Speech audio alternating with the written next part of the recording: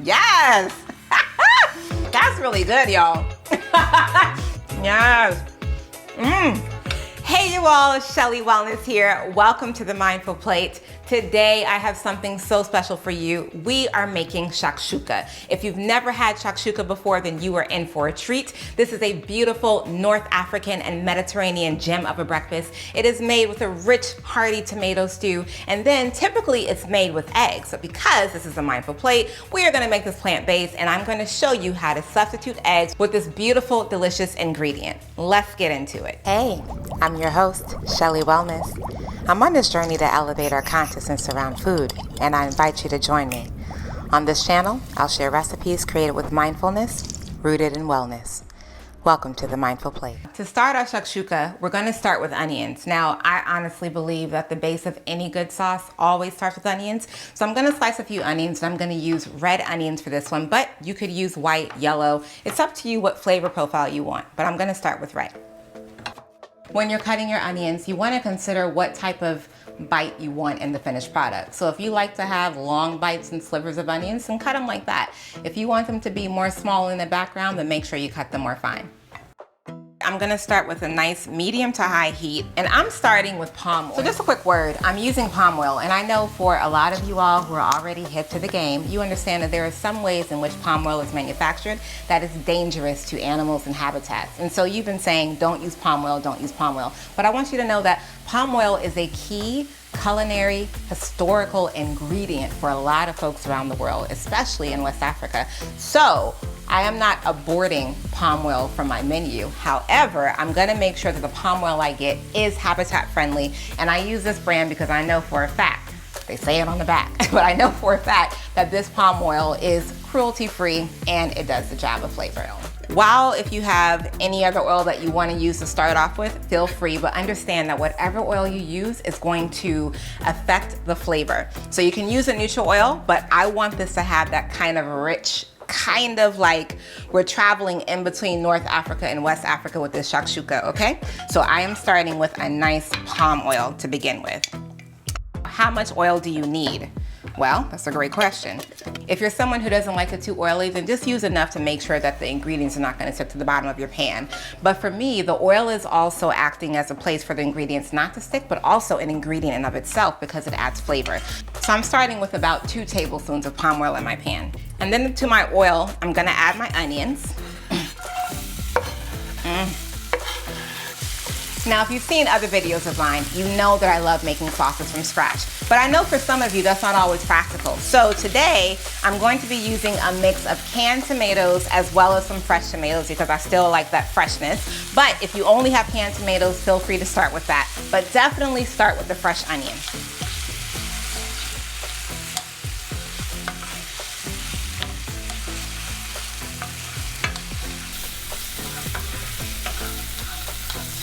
So you want to cook the onions until they've reduced almost about 1/3 in size. All right, y'all, so our onions have cooked down and it smells so good. And now it's time to season the pot. Now, as you know, when it comes to sauce making, you want to season at different levels, but you always want to start with a foundational seasoning. So with shakshuka, we're talking about the Mediterranean, North Africa. So we're going to go with some smoked paprika. We're going to go in with some cumin, and we're going to go in with this seasoning. This is a shawarma seasoning by New York Shook. Now, this is a Mediterranean brand that does Mediterranean specialty blends. And in here, they have coriander, cumin, paprika, turmeric, garlic, and other spices. And so it has the foundations of what we need. So if you already have your own spice mix, feel free to use it. But if not, if you just start with cumin, garlic, smoked paprika, you're on your way.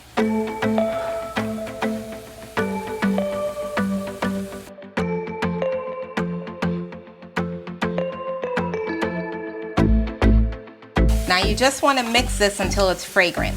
The minute you smell it, and I'm talking this takes maybe 30 seconds for it to get this way, but the minute you smell it, all that rich seasoning, you want to add in your tomatoes. Now your foundation is set. Now at this point, we're still missing one key ingredient. Now remember, this is a North African Mediterranean dish. And as with a lot of North African dishes, there's that element of heat, of spice. So I have harissa paste. I'm gonna add a bit of harissa paste to this to make sure I bring up that heat element. Now, if you don't like spicy food, then omit this and leave it out. But sis, you already know, I love the spice. So let's go.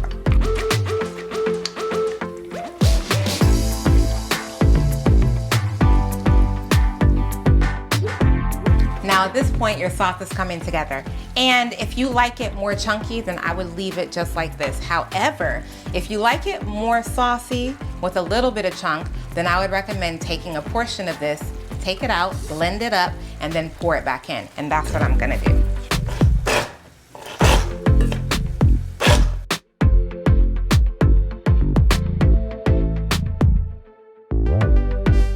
And just so you know, the sauce of shakshuka should be thick.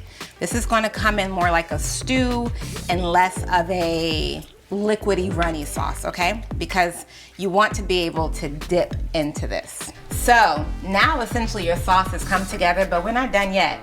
Now let's give it a taste. And this is where you wanna check and see if you need to adjust any of your seasonings. Okay.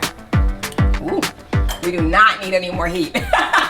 We do not, we are definitely in North Africa with that heat, but we do need, I wanna elevate some of the cumin, and I didn't put any salt in it because I wanted to make sure that the seasonings had an opportunity to do their thing before I added the salt, because salt's job is just to elevate the flavor. So now we're gonna salt. All right, now let's see if this hits the spot.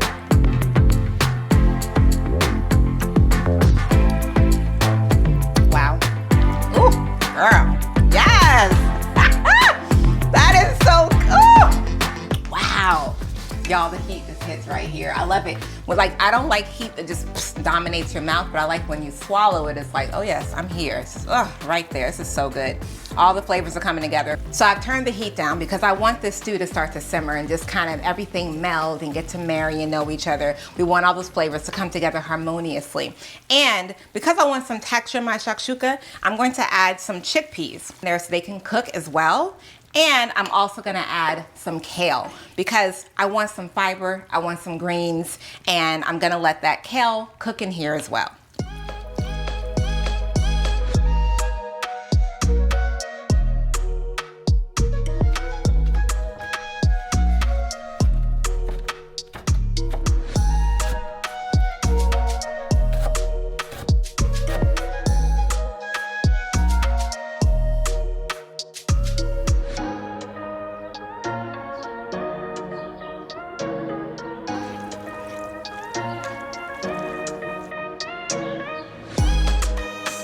All right, so now we have our stew simmering, getting to know each other, and now we are going to get into these eggs.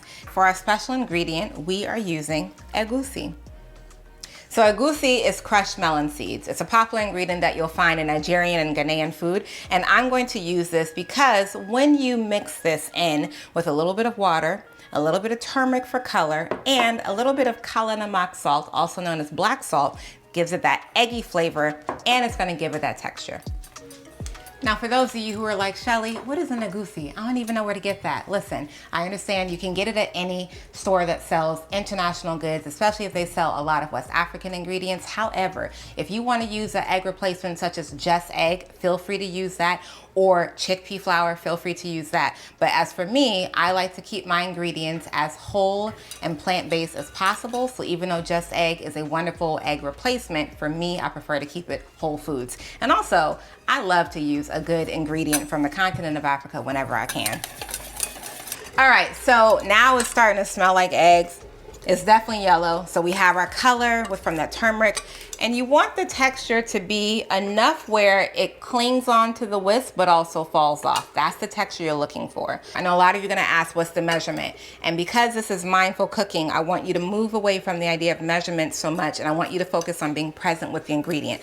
So depending on your egusi, some egusi is grounded finer than others, and so I can't exactly say how much you'll need, but I started off with about 1/4 cup of egusi, and then I added enough water to make it where it's like this type of batter where it clings, but it also drops off. And then you add your turmeric for your color, and you're going to add your kala namak salt for the taste. Now, kala namak, you don't need a lot. It is strong. Trust me, when you smell it, if you just buy kala namak, and you'll know. It's very strong, so a little goes a long way. But that's gonna give you your egg flavor. In a traditional shakshuka, you would essentially drop your raw eggs into this, and they would kind of essentially poach and steam within this liquid in the stew. So what we're gonna do is do the same thing, but instead we're gonna do it with our egusi egg. So I'm gonna create little wells inside of my stew, and then I'm gonna drop some of the egusi egg.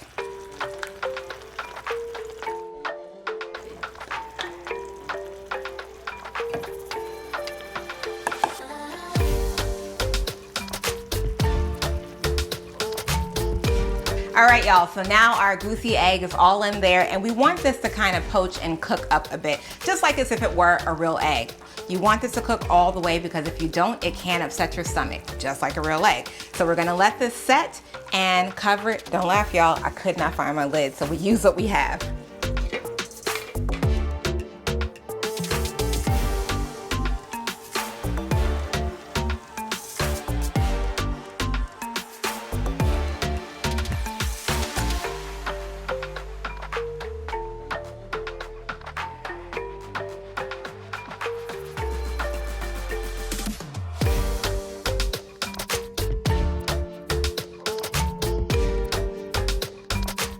So let's try it and see. I'm using a nice crusty bread for this.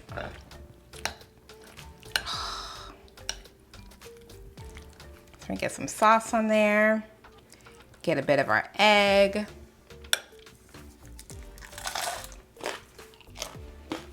That's a mouthful. Wow. We did that. That is so perfect. Oh my God. Wow. This egg tastes just like egg. That's really good, y'all. That's really good. Oh, I'm so excited. Wow.